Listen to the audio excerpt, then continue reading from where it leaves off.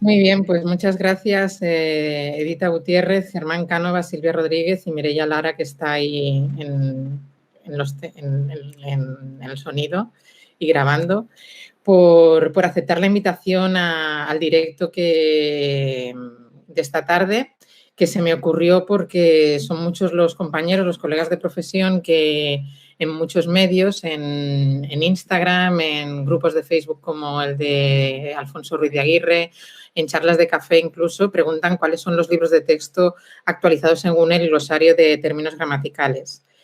Pues bien, quien asista a este directo pensando que vamos a decir cuál es el libro de texto ideal, no es el caso, no pretendemos vender nada. Es más, este directo se realiza en estas fechas porque muchos departamentos ya han elegido el libro de texto. La idea es plantear una discusión seria y constructiva de esa necesidad de actualizar tanto los materiales que usamos como la formación porque entendemos que es la única forma de cambiar la manera de enseñar la gramática para que los alumnos vean que es interesante, por lo que todos ya sabemos, porque mejora nuestra reflexión, nuestra capacidad documentativa, nos permite ver que existe una conexión entre mente y lenguaje, favorece que entrenemos nuestra habilidad para observar y describir, ayuda a plantear hipótesis. Entonces, con este directo no pretendemos decir este es el mejor primer libro, este es el segundo mejor, este es el tercero mejor.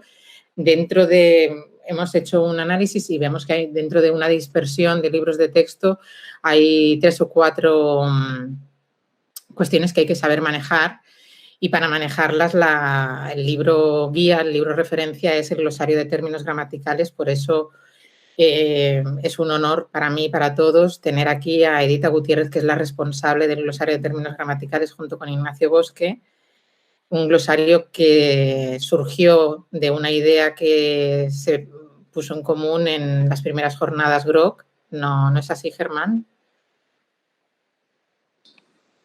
Sí, sí. ¿Quieres que te hable de eso ahora? No.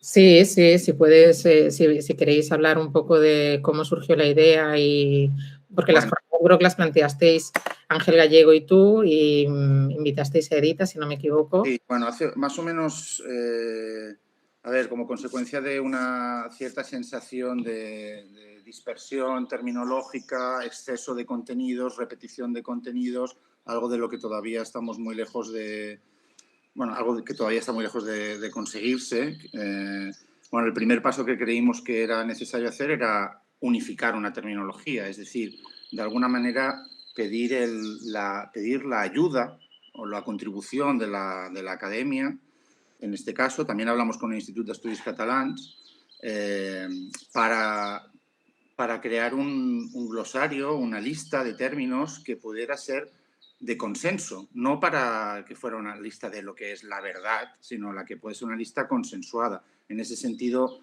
porque no se trataba tanto de determinar cuáles son los términos adecuados o correctos, muchos de ellos están en discusión, sino saber cuáles eran los que eran necesarios o a los que se podía llegar a un cierto consenso de manera fácil para que se aplicara en el secundario. Porque el proceso que tenemos por delante, creo, en los próximos años, el reto que tenemos por delante es difícil, tiene que ver con eliminación de contenidos, tiene que ver con eliminación de repeticiones, pero no se puede eliminar contenidos cuando ni siquiera sabemos qué contenidos estamos manejando y cómo se llaman las cosas. Claro. Entonces, ahí simplemente, Edita Gutiérrez, Ignacio Bosque, aceptaron el guante que se les echó y, asumieron la tarea bastante desagradable, yo creo, aunque, luego ahí está el resultado, ¿no? Asumieron la tarea de realizar esa unificación, esa propuesta.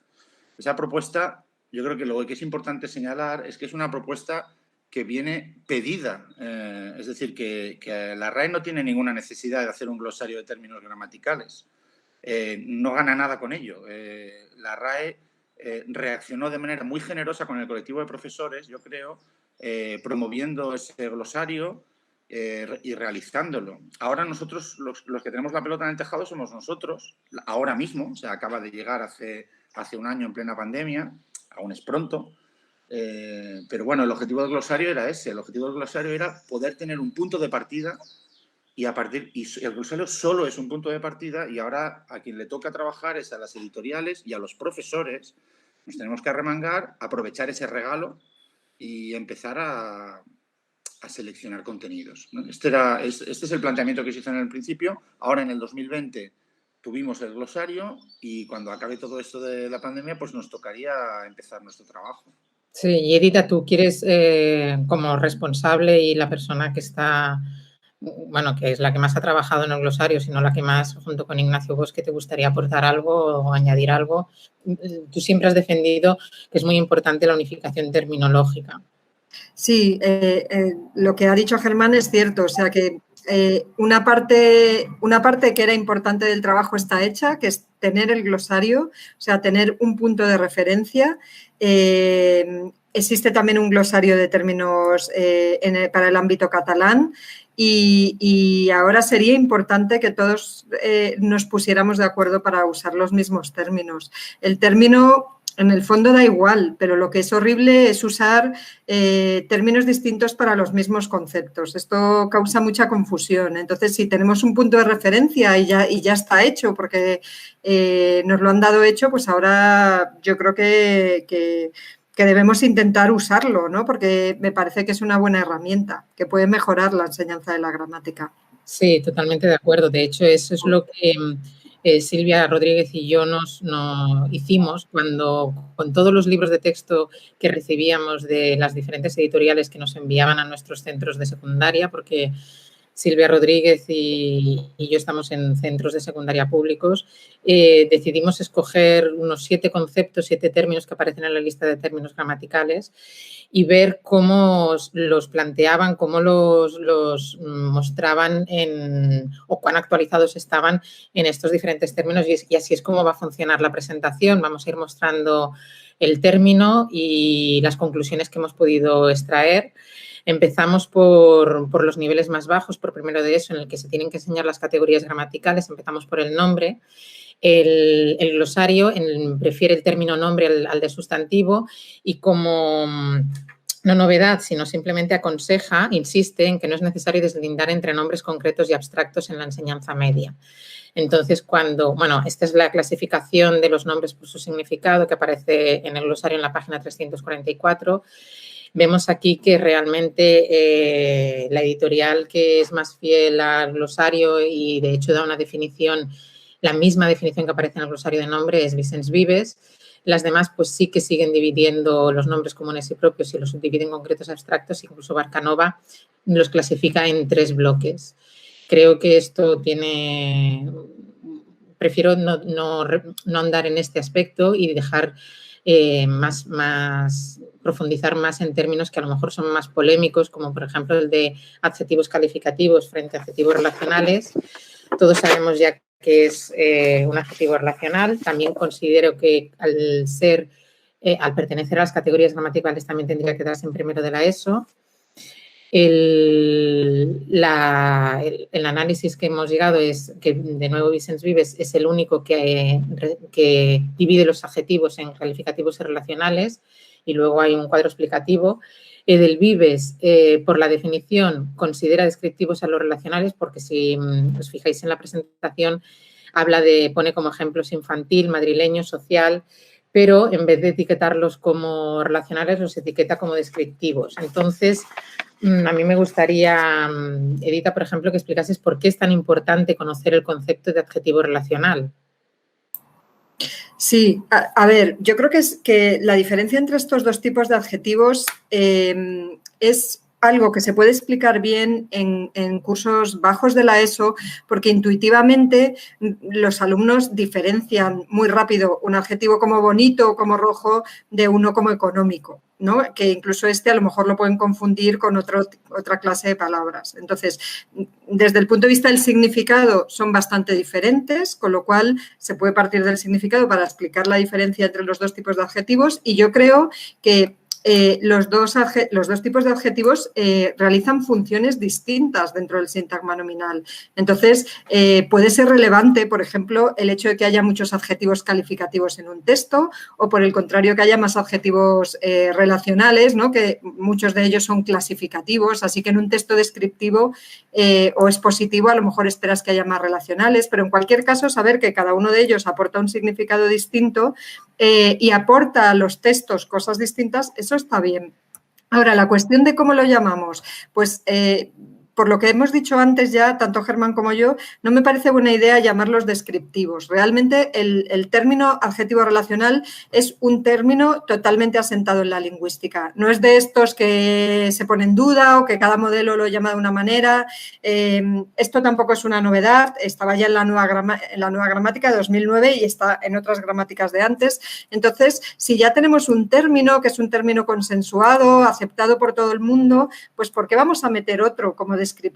Pues vamos a usar solo uno y yo creo que eso facilita las cosas a los alumnos y también a los profesores, ¿no? Facilita la vida a todo el mundo.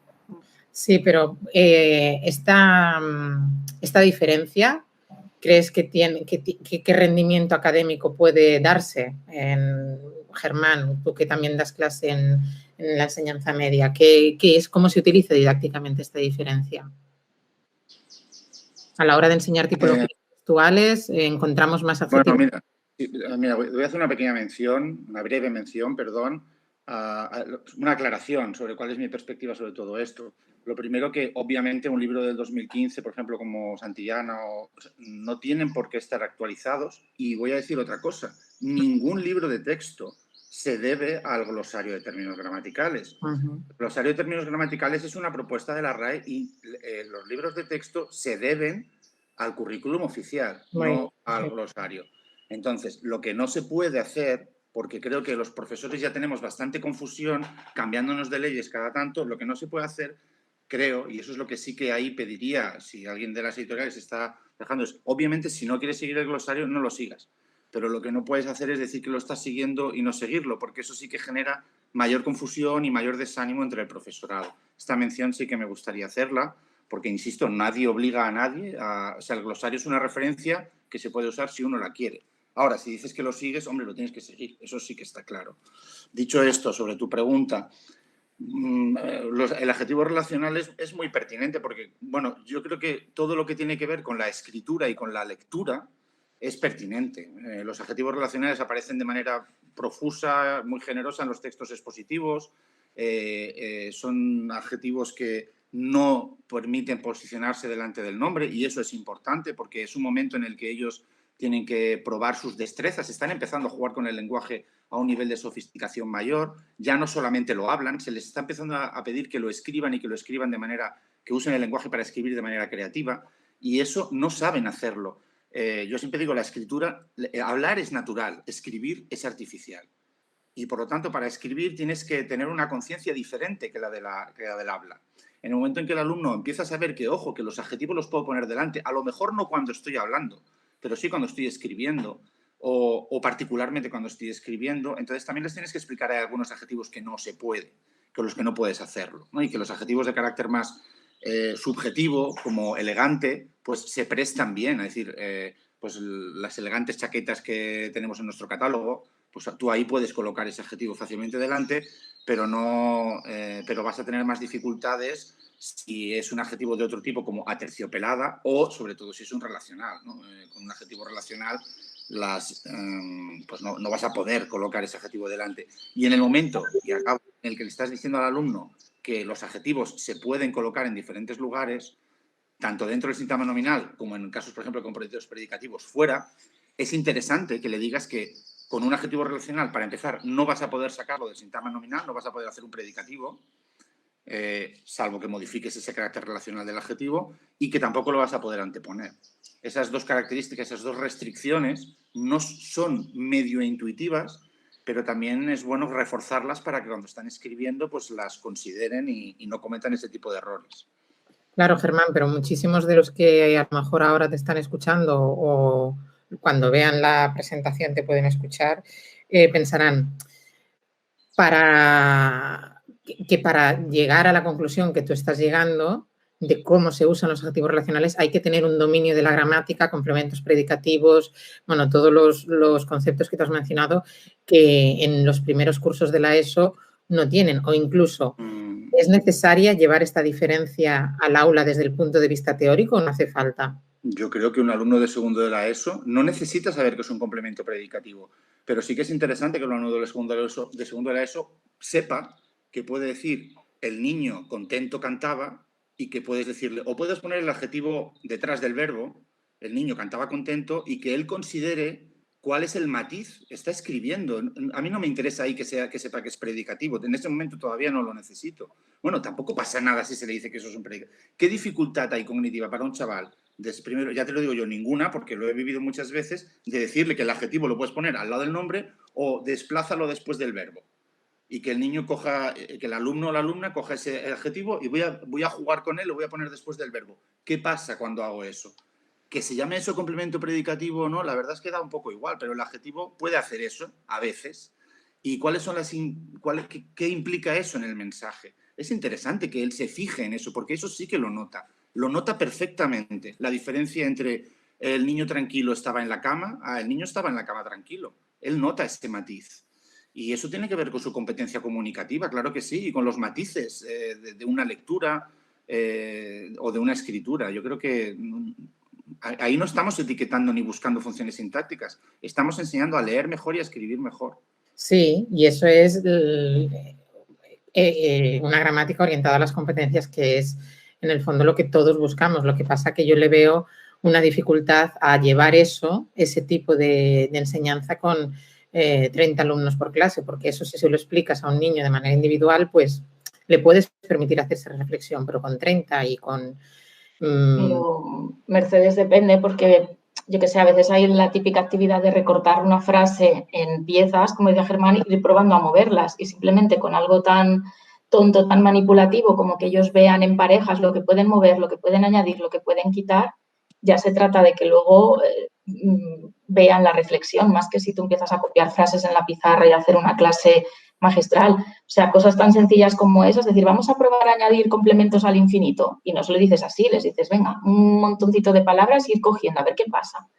Y se da. Ahora, claro, una hora entera hablando de esto, no, pero pequeñas cuñas yo creo que se puede hacer. Perdona, Silvia, mira, un ejercicio tan sencillo como mira, le das la frase sin adjetivo, dice, coloca este adjetivo en todos los sitios posibles y analiza y compara con tus compañeros qué matices de significado se producen en estos cambios. ¿Por qué no va a poder hacer esto? Bueno, es que lo puede hacer, te lo digo que lo pueden hacer. A veces confundimos lo que pueden hacer los alumnos con lo que estamos acostumbrados a hacer nosotros. Sí. Ese tipo de actividades así más competenciales pues son, yo creo, y después de las que más se echan de menos en los libros de texto, que también es podría ser otro directo, el libros de texto necesarios, no necesarios, que todo el mundo tiene, desde mi punto de vista, materiales elaborados por ellos, pero que el libro de texto no deja de ser una guía y que, como tal, también es necesario que esté actualizado, por lo que tú has comentado al principio. Vale, muy bien. Pues entonces, si no queréis decir nada más al respecto de esto, pasamos al siguiente concepto, Silvia, lo de los posesivos. Bueno. Sí. Venga, bueno, por acabar un poco, ¿no?, con el bloque del sintagma nominal, está el tema, bueno, de qué hacemos con los posesivos y con los demostrativos que van pospuestos, qué pasa cuando en un sintagma aparentemente desde el punto de vista de la morfología hay dos determinantes. Y bueno, básicamente la cuestión es que si están en posición posnominal se tienen que analizar como adjetivos. Entonces, bueno, pasas a la siguiente diapositiva.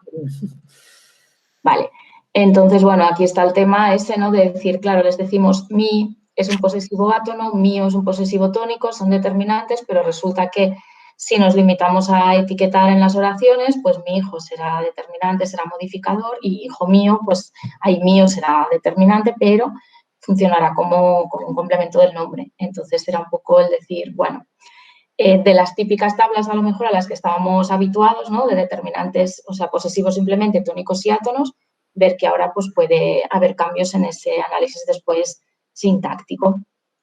Entonces, pasas a la siguiente. Vale, entonces, bueno, en este hecho sí que en realidad casi todas las editoriales lo recogen, el hecho de que si van en posición pospuesta, tanto demostrativos como posesivos se han de analizar como complementos del nombre y no funcionan como determinantes en el sentido de que, espera, ¿pasas a la siguiente? Perdona, Silvia. No te preocupes. Aquí está, por ejemplo, Baula sí que recoge la definición, ¿no? En principio de que el determinante es la clase de palabras que se sitúa delante del nombre y lo actualiza y presenta. Bueno, en el glosario se explica, ¿no?, la forma más completa, ¿no?, que es que legitima los sintagmas nominales para que funcionen como sujeto en posición preverbal.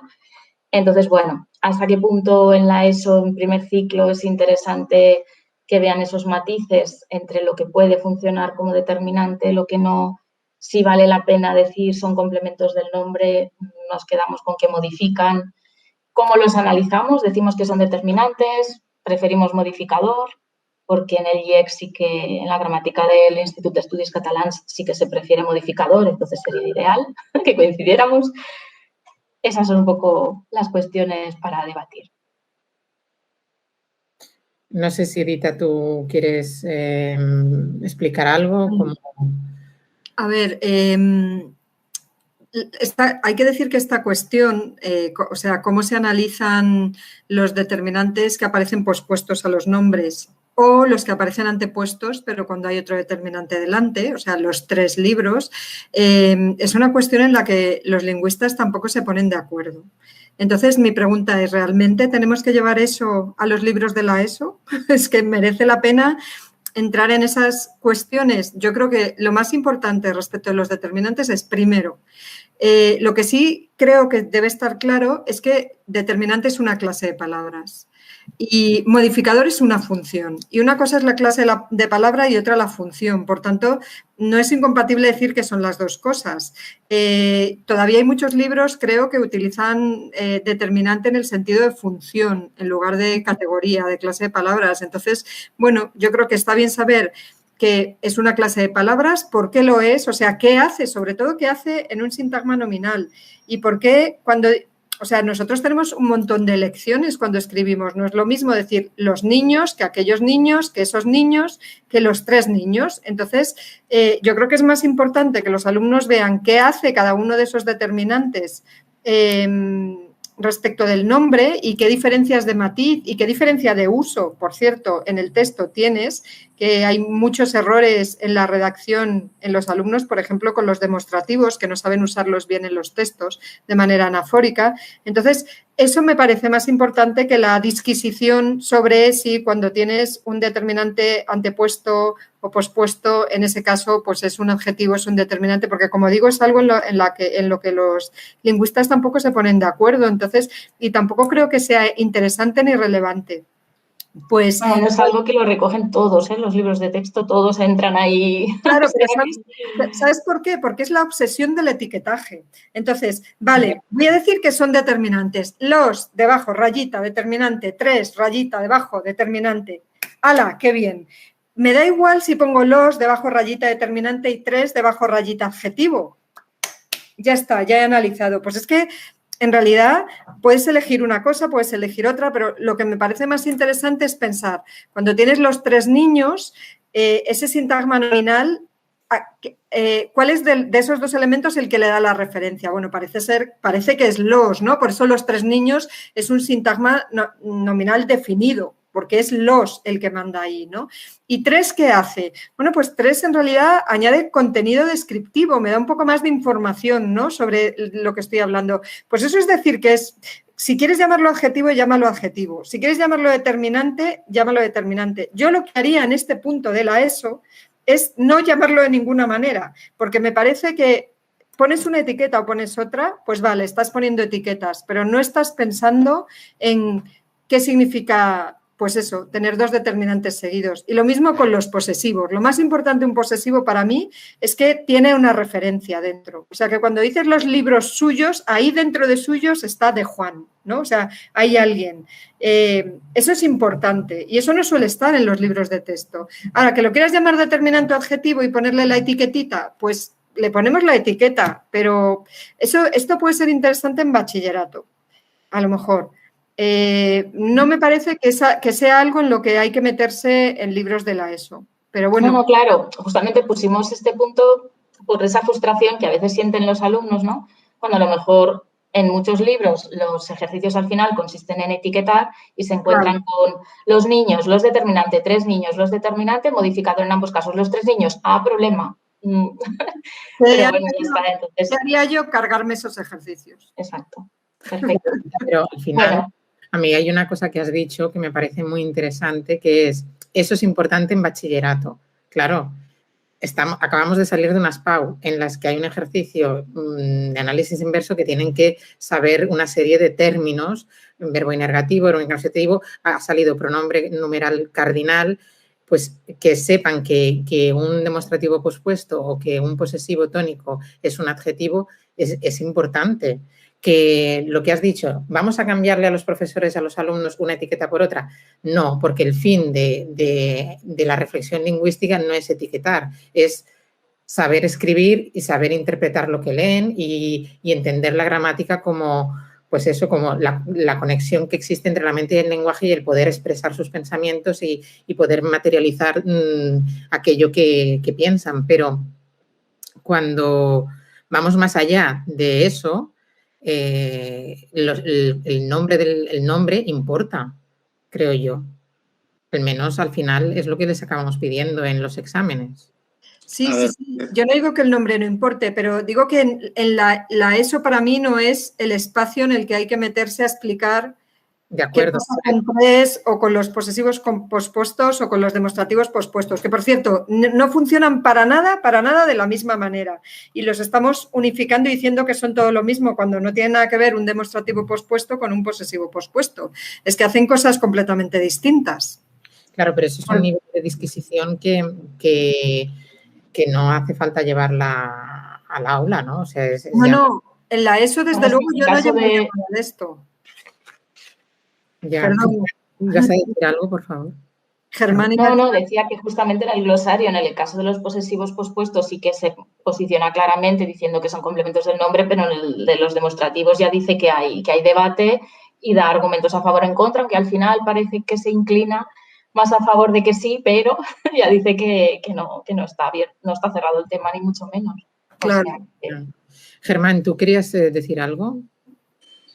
No, simplemente aclarar que cuando Edita dice que eso se puede hacer en bachillerato, en todo caso, no significa que diga que haya que hacerlo en bachillerato. Lo que está diciendo es que la ESO no.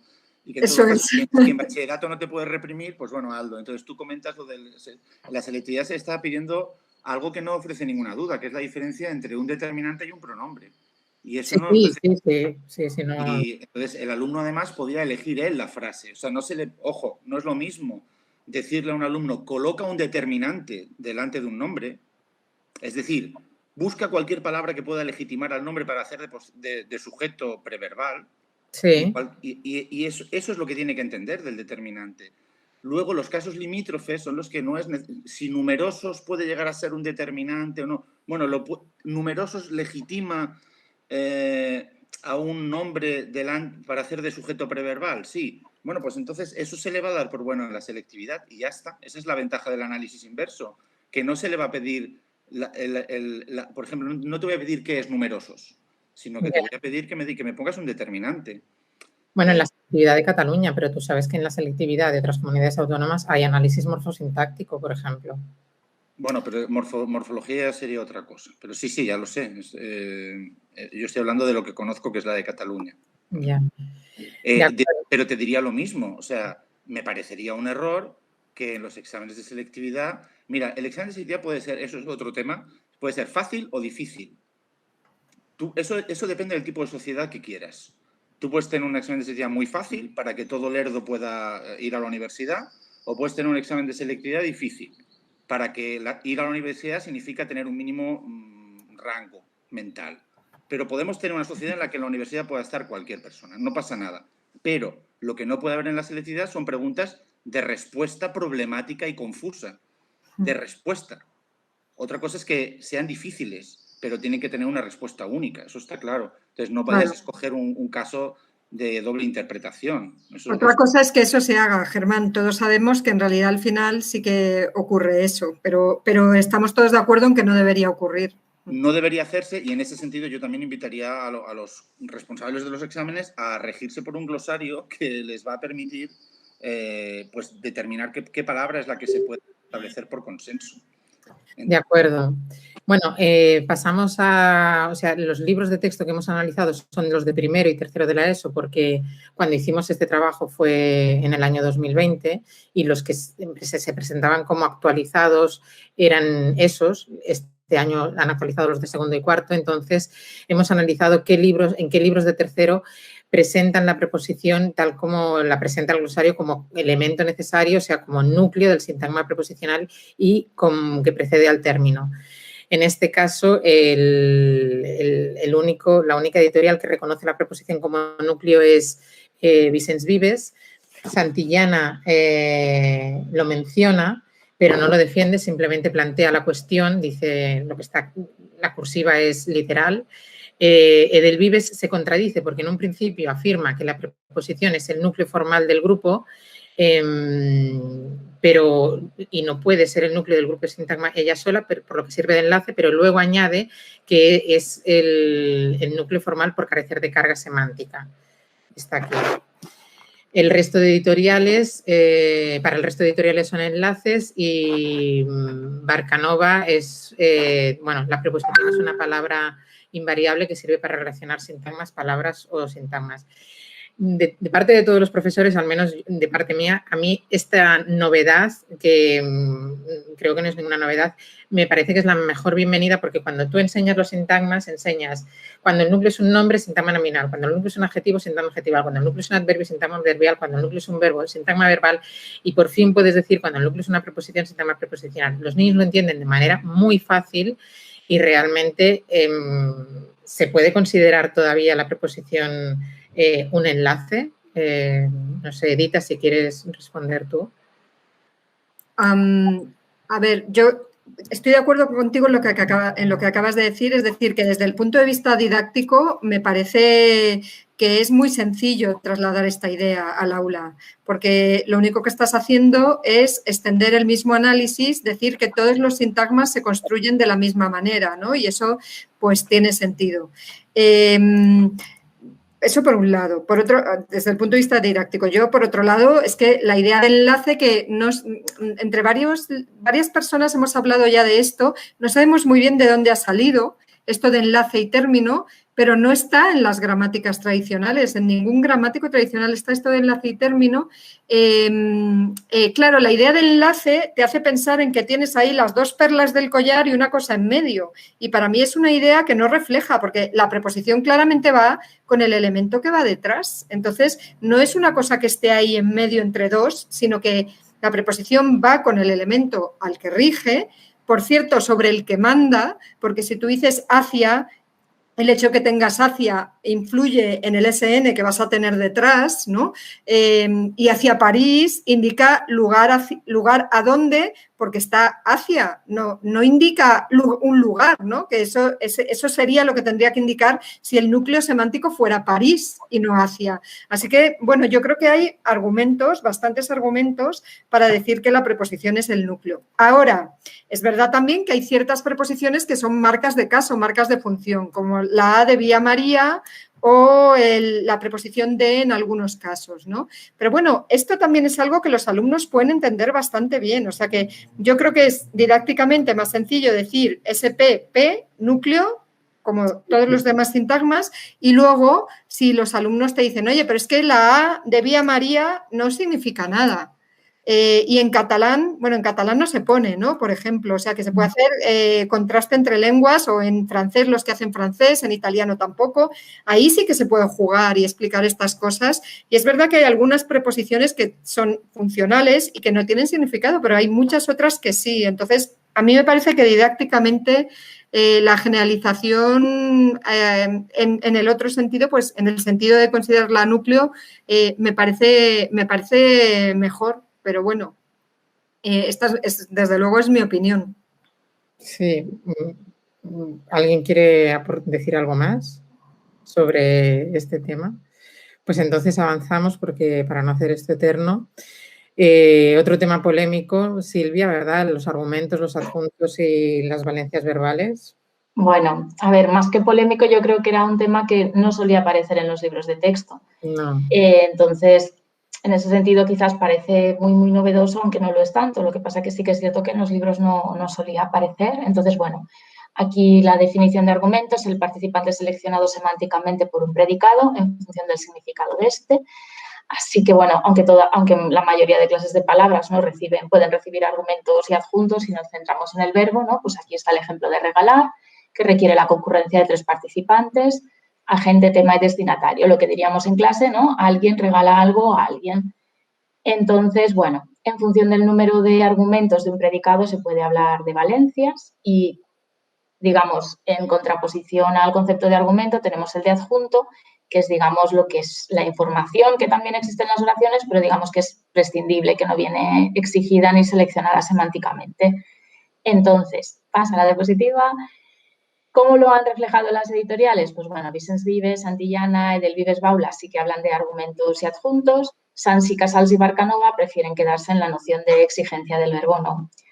Hablar de valencias verbales, que sería ese plano teórico ¿no? de la lengua, pues lo recoge también Baula. Entonces, bueno, sin duda, pues yo creo que es uno de los temas que más juego pueden dar en clase y que más pueden ayudar a la reflexión, ¿no? Porque, bueno, ahora nos contáis, pero está claro que bueno, ¿no? El llegar a clase y decir voy, dejas a los alumnos parados y siempre es ¿dónde? Y bueno, aunque argumentos adjuntos, sí que es cierto que a veces estamos discutiendo si uno es argumento o no, porque hay casos fronterizos, pues también es cierto que es uno de los casos en los que la intuición puede funcionar bastante bien y que quizás sean conceptos que se pueden introducir ya a niveles muy bajos y que fomentan esa reflexión. A ver, el resto, ¿qué opina? A mí me gustaría saber vuestra opinión como Germán y Silvia, como profesores de secundaria, si la dificultad que han tenido vuestros alumnos, porque en mi caso, quizás es por mi culpa seguramente, ha costado varias sesiones para entender esto. Germán. A ver, yo creo que entenderlo lo entienden rápido. Otra cosa es que sean capaces muchas veces de acertar siempre. Pero es que yo también fallo. O sea, yo también tengo muchas dudas con algunos casos de si una cosa es argumental o no. No siempre. Yo creo que el objetivo no es tanto que un alumno sepa siempre saber si un argumento es adjunto. Si yo, por ejemplo, enseño a alguien a buscar setas, me conformaré con que las que son claramente comestibles las reconozca y las que son claramente venenosas las reconozca. Y las que sean dudosas, pues las vamos a tomar como venenosas y nos las vamos a desestimar. A veces nos obsesionamos con que, entonces, si ese niño se trae 4 níscalos, pues bueno, nos los comemos. Pero a veces nos obsesionamos con que sepa hacer una radiografía de todas las malditas setas del bosque. Y este es nuestro problema de siempre. Yo creo que un niño entiende perfectamente cuando cuando una cosa clara es argumental y cuando no. Y cuando a veces puede ser limítrofe. Esto lo he probado. Los alumnos que en primero y segundo de la ESO aprenden la distinción entre argumento y adjunto y no le lías mucho más, y yo lo he hecho muchas veces, lo he hecho en otros centros, he ayudado a otros profesores a implementarlo, estos alumnos luego hacen mejor las funciones sintácticas. Porque entonces, tú esto lo enseñarías ya en primero y segundo, en primero. Esto lo puede entender hasta mi hija. Sí. O sea, si tú le dices a un niño, dibújame saltar, ¿cuántos participantes va a dibujar en saltar? Solo necesita uno para saltar. Pero si le digo, dibújame regalar, pues para regalar no basta una persona, necesitas 2. Te va a dibujar una persona y otra segunda persona y un regalito. Te va a dibujar 3 cosas. Esos son los argumentos. Sí. Esto lo entiende un niño de 10 años sin ningún problema. Lo que pasa es que yo lo que hago no es decirle argumento adjunto y luego hacerle un examen de argumentos y adjuntos. Hacemos otro tipo de actividades porque lo que me interesa es que entienda la diferencia entre participantes obligatorios en una predicación y accesorios de manera adicional. Eso es lo que me interesa. Lo demás no es relevante en ese momento. No, yo en relación con esto, una anécdota muy breve. Recuerdo, hace ya 5 o 6 cursos dando clase en tercero de la ESO, un alumno que me planteó, por ejemplo, el voy a casa, me decía, ¿pero por qué a casa lo tengo que analizar como circunstancial? Si es que ir siempre es ir a. Y claro, dices, ostras, realmente tú estás explicando una cosa, estás siguiendo a lo mejor un libro de texto que lo explica de una manera y él fue más allá. O sea, que realmente pensé, ostras, qué intuición. Luego, cuando lo he tenido en segundo de bachillerato y ya hemos visto nueva gramática, es decir, ostras, ¿te acuerdas de aquello? Y él me dice, yo no lo recuerdo. Digo, pues a mí no se me olvida. O sea, porque pensé, fíjate, ha ido más allá. O sea, que realmente sí. Y yo creo que es eso, que antes de entrar en funciones de directo, indirecto y demás, pues eso, simplemente argumentos adjuntos y ya está. Claro, pero nosotros hemos aprendido las funciones, las hemos sabido identificar bien y en secundaria o en mi caso en Bupenco jamás nos hablaron de argumentos y adjuntos. No, pero yo ahí, Mercedes, sí que pienso que a veces somos nosotros como profesores los que nos ponemos como losas encima y que a lo mejor nos cuesta más a nosotros hacer el cambio o dar los pasos y quizás vemos más esos casos fronterizos si te pones a buscar las típicas pruebas formales para diferenciar argumentos adjuntos. Y es que hay momentos en que lloraría. O sea, cuando empiezas con la ecuación truncada, interrogativa, indirecta, no sé qué, empiezas a probar una, la otra, al final ya no sabes lo que te suena gramatical y lo que no. Claro. Y acabas pensando en eso, en la intuición. Entonces, quizás a veces nosotros nos planteamos más los problemas y los defectos y ellos realmente, yo lo explico y veo que no tienen tanto drama como el que yo a veces me ponía. Y, por ejemplo, los complementos predicativos... Vamos al tercero. Sí, en tercero, ¿cómo los explicáis? Porque... Para mí el predicativo es la otra cara del atributo. Entonces, yo empiezo con los atributos, una de las grandes... Vamos a ver, aquí el tema es, yo voy a recordar, estoy nostálgica hoy, cómo me explicaron a mí el predicativo. Cuando yo estudiaba, a mí me explicaron el predicativo de la siguiente manera. Es aquello que parece un circunstancial de modo, pero es un adjetivo. A mí me lo explicaron así. Claro. Entonces, la que veías un adjetivo, se te tenían que encender todas las alarmas del mundo y tachar aquella etiqueta y decir, no, predicativo. ¿Sí? Entonces, claro, para mí la manera mejor de explicar el predicativo es partiendo de la base de que puede ser más que un adjetivo, aunque, bueno, quizás en tercero de la ESO, no sé hasta qué punto hay que entrar o no demasiado ahí, y compararlo mucho con el atributo. Es decir, igual que los atributos pueden ser sintagmas adverbiales, nominales, preposicionales, pues esta es la otra cara de la moneda. Quizás aquí el gran cambio es que antes los circunstanciales eran como el cajón donde iba a parar todo. Teníamos directos, indirectos y el resto iba todo al saco de los circunstanciales. Entonces, metíamos como circunstanciales cosas que eran pues muy diferentes. Por ejemplo, el te veo estupendamente. Podría, o sea, que el complemento predicativo es la otra cara de la moneda del atributo, pero cuando no es... Bueno, yo lo explico así, ¿eh? No sé si es la mejor manera. Pero... Sí, no, seguro que sí, seguro. Y si lo entienden, pues más. Pero el estupendamente, ¿por qué no es circunstancial aquí, por ejemplo, Edita? Bueno, para empezar, esa frase es ambigua, porque realmente te veo estupendamente rizando el rizo. Podríamos decir que estamos en una videoconferencia y nos estamos viendo bien, con lo cual sería modo. Pero bueno, si te veo estupendamente después del palazo que te has pegado, del disgusto que te han dado esta mañana y pese a eso estás bien y te veo bien, pues ahí es atributos.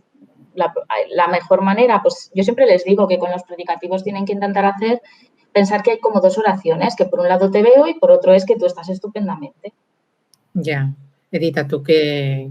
Sí, lo que estoy de acuerdo con Silvia, o sea que en realidad, o sea, yo creo que a veces decir que el predicativo es un adjetivo, empezar por ahí, ¿no? Que se suele empezar por ahí en los primeros cursos y que tiene que concordar, ¿no? Que es lo que se suele decir, eso al final resulta un problema porque es que hay muchísimos predicativos que no concuerdan. Entonces, si se parte de la idea de que concuerdan para identificarlos, pues luego los alumnos llegan a bachillerato y tienen muchos problemas. Yo creo que la clave está en decir que un predicativo es algo que se dice de un SN, además de modificar al verbo. Aunque está dentro del SV, ¿no? Pero se dice del SN. Entonces, por supuesto, no todos los adverbios pueden ser predicativos. En realidad, es una excepción. O sea, son los menos los adverbios que son predicativos. ¿Por qué? Porque hay menos adverbios que se predican de personas. Cuando tú dices, te veo estupendamente, claro, tú puedes decir que estás estupendamente y estás predicando de la persona. Y, por supuesto, también puede ser un complemento circunstancial de modo si es la manera de ver. Entonces, no sé, quizás sí se parte, yo creo que partir de la semántica siempre está bien para explicar cualquier cosa. Entonces, la clave en el complemento predicativo, la clave semántica, es que el complemento predicativo se dice de un SN, se predica de un SN. Y un circunstancial de modo indica la manera en que se realiza una acción y, por tanto, se dice de un verbo. Y luego es verdad que hay casos límite, casos en que no está claro si tienes un complemento circunstancial de modo o un predicativo. Pero yo, de nuevo, esos son los casos que no trataría. Desde luego, no en la ESO, y si los tratamos en bachillerato, pues contando por qué son límite. Y eso está bien, y reflexionando sobre ello. Pero desde luego en la ESO no. Lo único que estamos haciendo es decir cosas que en la ESO no, en la ESO no. Pero todos los libros, o sea, estamos ahora en los libros de tercero de la ESO y antes los de primero. Antes el predicativo era sí un sintagma adjetival y Casals todavía lo mantiene así. Barcanova añade que puede ser un sintagma nominal. Otras editoriales como Sansi, Edelvives, Baula, además de sintagma adjetival, sintagma nominal, contemplan que puede ser un sintagma preposicional y las únicas que consideran que aparte del sintagma adjetival, sintagma nominal, sintagma preposicional, sintagma adverbial, puede ser un sintagma adverbial, son Vicens Vives y Santillana. Y respecto a la concordancia, que era realmente como yo aprendí a identificar el complemento predicativo, pues Vicens Vives dice que es un doble complemento que modifica al verbo y complementa un sintagma nominal. Aquí Santillana y Sansi sí que contemplan, y Barcanova y Casals sí que contemplan que es necesaria la concordancia. Y Edelvives Baula dice que el complemento circunstancial, el predicativo y el atributo se asemejan, pero el complemento circunstancial, a diferencia del complemento preposicional, predicativo, no concuerda con ningún elemento de la oración. Entonces, ¿por qué antes se enseñaba que era sí o sí un adjetivo y que tenía que concordar con el sujeto o con el complemento directo? Porque antes sí, si ya Bello hablaba de ello, ¿por qué se considera una innovación del glosario esto? A ver, yo voy a decir, como de esta ronda no he dicho nada, y ya sabéis que no puedo vivir sin decir algo de cada cosa. Yo lo que creo es que hay dos maneras de enfocar esto. Yo no estoy 100% seguro de que sea necesario que un alumno entienda todos los posibles casos de complemento predicativo. No lo sé. Entonces, aquí hay dos maneras de abordarlo. O le explicas verdaderamente lo que es, tal y como ha dicho Edita, o lo explicas de otra manera y dices, bueno, le das la vuelta. No me digas lo que puede ser un complemento predicativo, sino dime lo que puede ser un adjetivo. Si tú me dices que un adjetivo puede ser complemento de nombre, atributo y complemento predicativo y te paras, no estás mintiendo. Es verdad. Es decir, tú puedes decir que un adjetivo puede ser estas tres cosas y entonces no estás definiendo lo que es un complemento predicativo, sino estás definiendo las posibilidades de un adjetivo. Entonces, de esa manera, esa estrategia te permite mantenerte en la lectura de que los adjetivos son complementos predicativos sin afirmar que los complementos predicativos son adjetivos. Y creo que eso me parece una estrategia buena para los cursos bajos si no te interesa afrontar esa dificultad. Es una estrategia que te permite definir al adjetivo por sus posibles funciones y no a la función del complemento predicativo.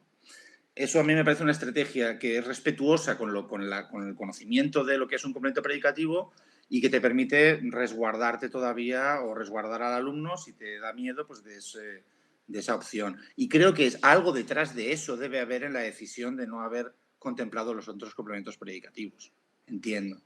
Por la dificultad que tiene. Te digo que es una dificultad que es también para los propios profesores. Sí. Y entonces, claro, en el momento en el que eso sería un tema para otro debate, pero en el momento en que a ti te incomoda la duda, claro, yo es que a mí me encanta la duda en la clase. Yo en el aula vivo en la duda feliz, pero si a ti te incomoda la duda, pues entonces, claro, eliminas lo que te pueda ofrecer dudas. Bueno, más que incomodarte la duda, es que el alumno lo que quiere es certezas y lo que quiere es, bueno, al final está con el boli así y, bueno, la respuesta correcta, ¿cuál es? Y déjate... Sí, pero en religión, por ejemplo, pues se conforma con lo que hay, ¿no? Quiero decir, que certezas queremos No, todos, pero yo no lo creo, que quiera unas respuestas a lo que le hemos acostumbrado. Pero si por contra se le acostumbra a que me hagas un razonamiento de por qué es esto o por qué es lo otro, yo a veces les digo, a mí, mientras me lo justifiques, ya está. O sea, es eso, si yo les pongo un te veo bien, me lo haces de una manera o de la otra, pero dime por qué, explícamelo. Es que no tiene por qué haber solo una respuesta. E incluso equivocándote, según qué argumentos me hayas dado, si han ido atinados, algo vas a sumar. No sé. Sí. Pues, si os parece, pasamos al último concepto que hemos analizado, periféricos y elementos extraoracionales. Bueno, este es muy breve, simplemente queríamos aquí destacar quizás porque, bueno, en esa manera, ¿no?, de aprender sintaxis, de enseñar sintaxis, que básicamente los típicos pasos, ¿no?, es busca el verbo, ahora busca el sujeto y siguiente, el número 3, será todo lo que no es sujeto es predicado. Entonces, ahí nos quedaban muchas veces colgados esos periféricos, elementos oracionales que realmente acababan siendo analizados, pues como he dicho antes, en el saco de los circunstanciales porque uno no sabía bien dónde ponerlos y como encima muchas veces pues son adverbios, pues bueno, blanco y en botella, quedaba claro, ¿no? Entonces, bueno, ¿cómo aparece en la mayoría de libros de texto? Pues bueno, en Santillana sí que hay un apartado que explica esos complementos oracionales, incluso entra en hablar de tópicos. Las funciones informativas pues son por ahora las grandes olvidadas en la ESO y en bachillerato, pero bueno, ya todo llegará. Y bueno, Vicens Vives sí que dice que aunque a lo mejor no haya que analizarlo sintácticamente, se comenta como marcas de modalidad en el libro de tercero. Casals dice que no funcionan como circunstanciales, que son modificadores de la oración, pero claro, no, nos falta ahí un poco la etiqueta. Y en el resto de editoriales, la gran mayoría no tiene un apartado específico para ello, sino que en el apartado en el que se hablan de las modalidades de la oración, ¿no?, pues interrogativa, desiderativa, enunciativa, pues ahí sí que incluye, ¿no?, que esos adverbios muchas veces es lo que determina una modalidad u otra. Entonces, básicamente era un poco eso, ¿no?, el romper, aunque nos vaya bien esa regla de no todo lo que es sujeto es predicado, pues bueno, simplemente recordar que puede haber a veces esos periféricos y que luego daban mucho juego, ¿no?, con algunos pares mínimos en los que mueves el adverbio y pues eso, ¿no?, lo de la ópera acabó lamentablemente la ópera acabó, pues puede dar juego y realmente los alumnos lo entienden bien, que no puede ser que sea circunstancial. De acuerdo. ¿Alguien quiere añadir? Sí, pero ¿realmente hace falta introducir estos conceptos en la ESO? No sé, Germán y Edita o... Yo más que el concepto en sí, el hecho de jugar a mover las piezas, como he dicho antes, a mí es que me gusta, yo qué sé. Ya. Bueno, de hecho, en el chat hay un... Dime. Solamente, es que esto es lo que es competencial. O sea, que, el contraste este que ha comentado Silvia. Lamentablemente acabó la ópera acabó lamentablemente. Es que esto es plenamente competente. O sea, esto es conectar la gramática con la competencia. En el momento en que forma y significado te están diciendo algo sobre, uno, cómo interpretas los enunciados y dos, sobre cómo funciona la lengua. Es que estos son los casos que son relevantes y que enseñan al estudiante a entender qué es la lengua. Para mí estos son los que hay que hacer. Hacer una lista de tipos de determinantes, esto no sirve absolutamente para nada, porque él ya la sabe, solo necesita tiempo, le das un papel. Todo lo que puedas poner delante de aquí es un determinante. En cambio, aquí es donde está realmente la amiga. Yo creo que sí, que claramente esto es hacia donde hay que ir, claramente. Sí, yo estoy totalmente de acuerdo. O sea, yo creo que esto es algo que se puede introducir muy fácilmente y que tiene muchísima relevancia, por ejemplo, para la escritura. O sea, que si tú enseñas a los alumnos, explicitas algo que ellos ya saben, pero lo explicitas, por ejemplo, las posibilidades de los adverbios oracionales como marcadores de modalidad y las diferentes modalidades en la modalidad epistémica, ¿no? Pues es que no es lo mismo decir posiblemente que probablemente, que quizás, o sea, cada uno de esos elementos que todos hacen lo mismo, dan un matiz distinto o lamentablemente. ¿Qué haces tú cuando estás metiendo lamentablemente al principio de una oración? Lo que estás dando es tu perspectiva como hablante sobre el contenido oracional, por eso son adverbios oracionales. Y eso, por ejemplo, en un texto argumentativo, que tú uses un adverbio u otro, puede ser muy relevante. Eso los alumnos, claro, los usan y lo saben, pero tener de manera explícita toda una gama de opciones, yo creo que te da un control sobre un texto que para un alumno o sea, le estás dando una riqueza fundamental. Sí. Ahora estoy leyendo algunos de los comentarios que hacen y creo que, bueno, creo que van muy en relación. Jorge Chávez de Perú, por ejemplo, dice, para mí, en mi curso de español, la gramática ayuda a demostrar, a hacer reflexión lingüística, es hacer ciencia sin laboratorio. Si decimos que determinante es diferente a adjetivo, pues eso hay que demostrarlo. Quizás esto es un poco lo que estábamos comentando ahora, ¿no? También Sara Hermosa dice, el contraste entre gramática y expresión es el objetivo. María de los Ángeles Bianchi dice, esos contrastes son necesarios porque ahí puede verse cómo la sintaxis crea el significado y hacerlo con pares mínimos también. Coincido, hay una persona que te felicita a ti, Germán, que dice que coincide, María de los Ángeles Bianchi, que coincide en todo contigo, en cómo proceder con las dudas que se generan entre algunos argumentos y adjuntos. Por ejemplo, si van surgiendo más preguntas, las podemos ir contestando. Si no, pues respecto a los comentarios que acabamos de decir ahora, me gustaría que si alguien quiere añadir algo o comentar o hacer alguna apostilla a lo que se ha dicho, a lo que han comentado por el chat, Edita, Germán, Silvia, lo de los contrastes que son necesarios, la reflexión lingüística. También, Sara, cuando tú has hablado del cambio de perspectiva, que dice muchas veces nos cuesta más a los docentes que a los alumnos, por ejemplo. Bueno, dicen, elegir libro de texto no es fácil y es una decisión clave. ¿Queréis comentar algo respecto a lo que han puesto en el chat? Bueno, yo sobre la gente que está de acuerdo conmigo no puedo comentar nada porque es poco elegante, pero sobre los libros de texto sí que me gustaría decir algo al final y voy a decir lo mismo que he dicho desde hace 5 años que empezamos con esto de la gramática orientada sobre competencias. Creo que el objetivo tiene que ser, primero, entender lo que queremos hacer, qué queremos hacer, y yo creo que lo que queremos hacer es, uno, trasladar lo que creemos que nosotros, como estudiantes de gramática, hemos aprovechado para nuestra mejora de la conciencia de la escritura y de la lectura. Es decir, nosotros estamos convencidos de que conocer más gramática nos hace mejores lectores y escritores, y creo que esto cualquier persona que sabe gramática sabe que es verdad, y que por eso creemos que es necesario enseñar gramática, no porque tengamos una obsesión particular con la gramática.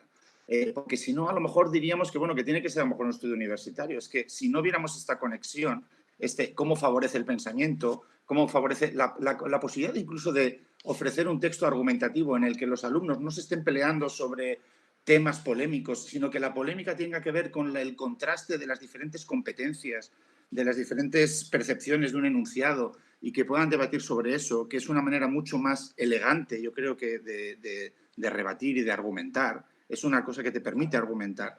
Entonces, sobre todo este proceso, nosotros creemos que hay que hacerlo. Nosotros podemos hacerlo con libros de texto o sin. Pero si no lo hacemos, esta asignatura va a desaparecer. Si no somos capaces de conectar la gramática con la escritura, va a desaparecer. Y para mí esa desaparición no es una cuestión nostálgica, es una desaparición estructural, es una desaparición que afectaría a las posibilidades de mejora de la conciencia de su propia escritura y de su lectura. Hace leer más lento no saber gramática, hace escribir peor no saber gramática. Y esto es real. Lo que pasa es que si la gramática se reduce, como ha dicho tantas veces Bosque, Edita, si la gramática se reduce a etiquetar, allí no hay ninguna conexión. Dicho esto, las editoriales o son amigas y nos ayudan, es una opción, o simplemente a lo mejor tenemos que plantearnos realmente si queremos hacer este viaje nosotros como profesores. Yo siempre pienso que la editorial no tiene por qué ser la solución, pero también es verdad que los profesores vamos ahogadísimos y necesitamos ayuda, la necesitamos. También tenemos que saber qué es lo que queremos y qué es lo que pedimos a la editorial. Los libros de texto no deben ser el único recurso didáctico y se tienen que subordinar al trabajo del aula, pero por lo que tú acabas de decir ahora, por la celeridad de la vida cotidiana, porque la vida no nos alcanza, no dejan de ser una guía. Y lo lamentable es que si los conceptos como argumentos y adjuntos no aparecen en el libro de texto, llegan a selectividad o llegan a bachillerato sin haber visto lo que es un argumento y un adjunto. O sea, tienen que ser una guía y también un faro dentro de la confusión de la gradación de conceptos de gramática que hay que ir enseñando y cómo ir enseñando. O sea, lo que no se puede, no es que no se pueda, sino entender el glosario o entender este enfoque de la gramática como una especie de ofrecer la mano para poder hacer nuestra asignatura más atractiva y no como algo que nos obliga ahora a estudiar y a cambiar una etiqueta por otra. O sea, no queremos cambiar una etiqueta por otra. Lo que queremos es que de la misma manera que a nosotros nos ha ayudado a hablar mejor, a poder decidir, convencer cuando salimos a cenar a ir a ese restaurante, porque tengo una capacidad argumentativa que he aprendido gracias a mi aprendizaje de la gramática, el alumno también tiene que entenderlo así, o al menos tengo que facilitárselo de manera que no sea un tostón, que no sea un etiquetaje, que no sea un análisis morfosintáctico en árbol, porque eso te puede gustar cuando empiezas, cuando haces mucha práctica y cuando dices, mira, me sale, pero ese es el orgullo de la satisfacción de haber conseguido algo. Pero que te resulte atractivo y que consigas que al alumno le resulte atractivo, eso ya es más difícil. Y lo que ha dicho Silvia, para la docente también es un reto, porque a nosotros tampoco nos lo han enseñado así muchas veces. Y hay muchos conceptos que ni siquiera hemos visto en la universidad. Entonces, también yo lo que veo y lo que recojo, y por eso propuse este directo, hay muchos profesores que se plantean libros de texto actualizados porque tienen una ilusión por seguir formándose y por estar actualizados, porque se apuntan a cursillos que hace el ICE, a cursillos lanzados desde la Asociación GROC, lanzados desde el Colegio de Licenciats, porque el grupo de sintaxis de Alfonso Ruiz de Aguirre creo que ha llegado a los 20.000 o no sé cuántos socios o miembros o gente que los lee y los ve. O sea, que la gente de todas partes del mundo, profesores, no profesores o amantes de la lengua o simplemente gente hablante del español, está ilusionada por transmitir ese interés y esa ilusión y hacer ver que es importante a los alumnos, que hay una conexión entre la mente y el lenguaje que te va a facilitar la vida, aunque te dediques a la química. Eso es lo que creo que es el objetivo de cualquier persona que se dedique a esto. Sí, con el apunte que te hago de que estamos lejos de ese escenario todavía. O sea, yo creo que estamos en el principio de ese escenario. Pero eso es el material que, aparte, o sea, que aparezcan argumentos ya juntos en un libro de texto no soluciona nada. Simplemente, hombre, sí que al menos estamos actualizados desde el punto de vista de la terminología. Y además aparecen términos que son más relevantes que algunos que había antes. O sea, una limpieza en ese sentido era necesaria. Pero es necesario hacer la segunda parte del viaje, es la de dar sentido a todo esto. Y en ese sentido aún no existen esos materiales. Y alguien tiene que recoger ese testigo. No lo puede hacer una asociación tampoco. O sea, y muchos profesores trabajando juntos en equipo, a lo mejor sí, en un mundo en el que tuviéramos tiempo y no tuviéramos familia.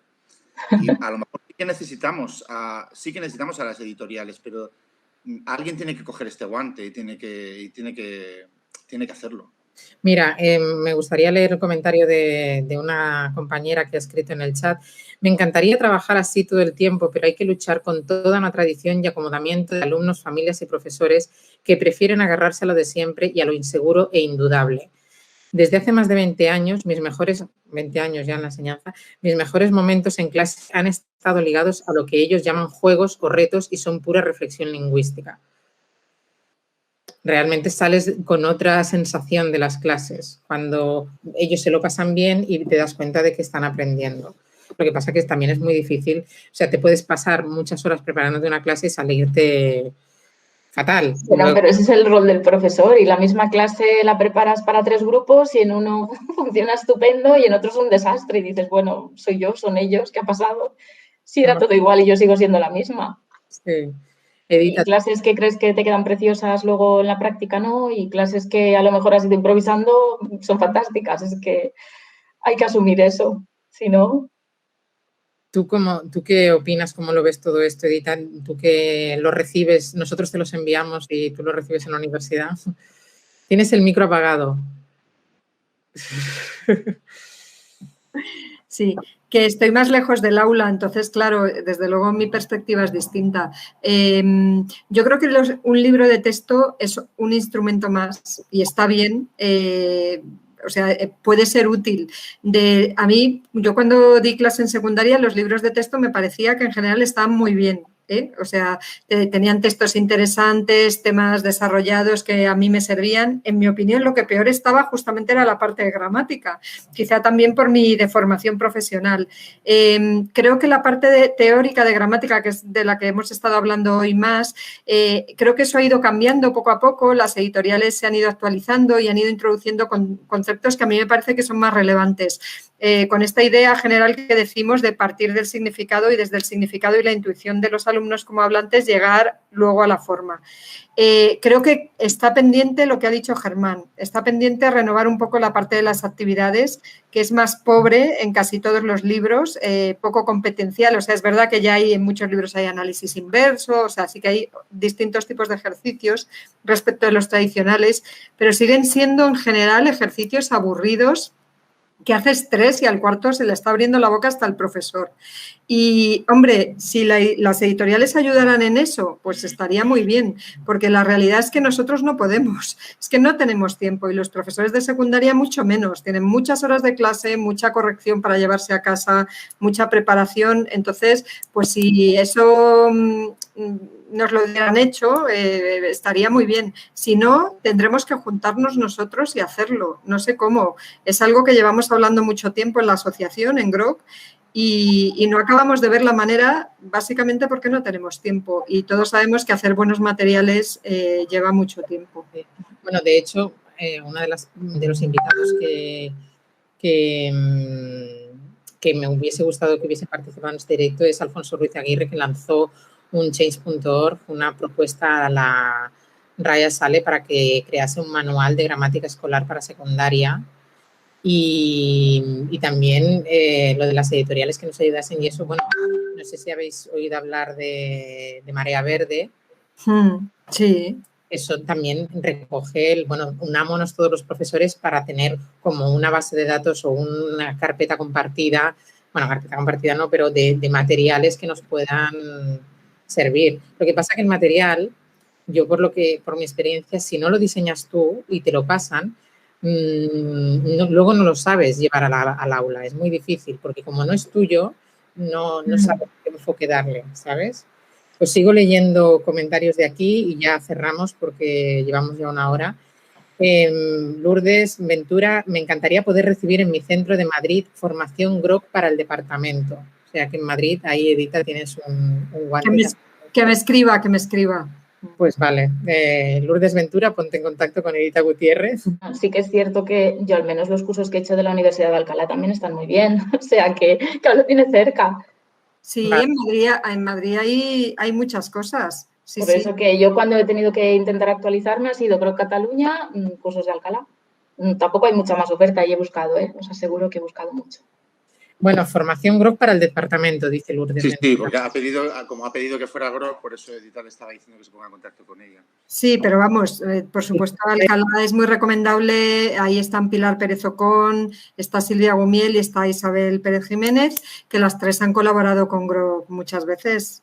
Por supuesto, también no quiero ofrecer que les escriba a ellas, pero también, desde luego, sería muy recomendable, claro que sí. Bueno, no sé si ahora pongo en el chat tu correo, se quedará esto, no sé. Ponlo porque no se queda solo para que lo vea la gente que está ahora. Otro profesor, desde que les planteo a mis alumnos pares mínimos u oraciones ambiguas o análisis inversos, he visto un cambio importante. Ven como un reto explicar qué pasa ahí. Bueno, hay gente pues eso que lo está viendo y dice que le funciona. Bueno, no sé cómo lo veis vosotros, si queréis aportar algo más, si no, yo creo que han quedado claras las posturas. De nuevo, muchísimas gracias porque todos lo que habéis dicho, vamos ahogadísimos de tiempo. Muchísimas gracias, Edita, por arrojar luz a este trabajo, Germán, por todas tus aportaciones y tu sentido del humor, y Silvia, porque, bueno, sin ti yo no hubiese podido hacer esto. Gracias a vosotras. Por organizarlo. Gracias por organizarlo. Estos foros están muy bien y son siempre bienvenidos y llevan mucho tiempo. Así que gracias, Mercedes. Y bueno, que quedamos para futuros proyectos y que animamos a todo el mundo que quiera participar y que quiera unirse a elaborar materiales con propuestas. He puesto el correo de Edita, se los enviéis todos a Edita y ya Edita reparte. ¿Vale? A nosotros nos dejáis un poco. Vale, pues un abrazo muy fuerte para todos y nos vemos pronto. Chao.